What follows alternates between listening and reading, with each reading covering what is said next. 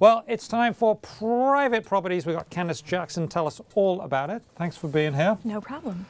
So, a Manhattan apartment on Central Park lists for $44 million. It's 15 Central Park West, and we know that because it's near here, and it's where the really big money lives.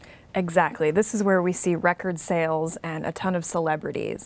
And this place is just listing for $44 million, and it's going to be 2 units that are adjacent to each other that you can combine into one sort of Uber apartment. And it's 3,952 square feet, and put that against a 500 square foot average apartment in the city, that's pretty enormous. It's a good amount of space, yeah, and it's got 76 feet of windows facing the park, which is, I think, the true selling point of the place. It's 24 stories up.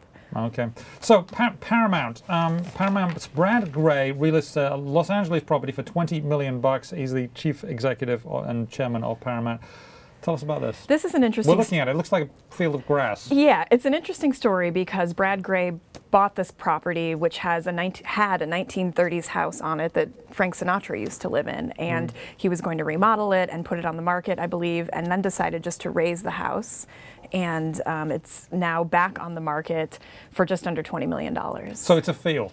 It's a lot. It's just over 2 acres, and it's a lot in the Holmby Hills neighborhood of Manhattan. So it's 2.2 million, LA. but you've got to, sorry, it's not 2 million, it's 20 million, and you've got to add your house to it. You do need to add a house, or bring a tent. Or a tent. Okay, a tent would be cheap. Maybe we can get one. Okay, a ranch co-owned by Tom Brokaw seeks $1.8 million. It's in British Columbia, 275 acres. Oh, and there it is. It's gorgeous. Oh, isn't that beautiful? That's a log cabin. That's a log cabin that actually dates back to 1915 that's on the property. That's the main house. It was converted from a barn, and it's a 275-acre ranch that he uses with some friends for steelhead fishing, just as a little retreat for steelhead fishing. Oh, there it is in the winter. Wow, that is gorgeous. Yeah, and it's a pretty remote area in British Columbia. Wow, who doesn't love steelhead fishing?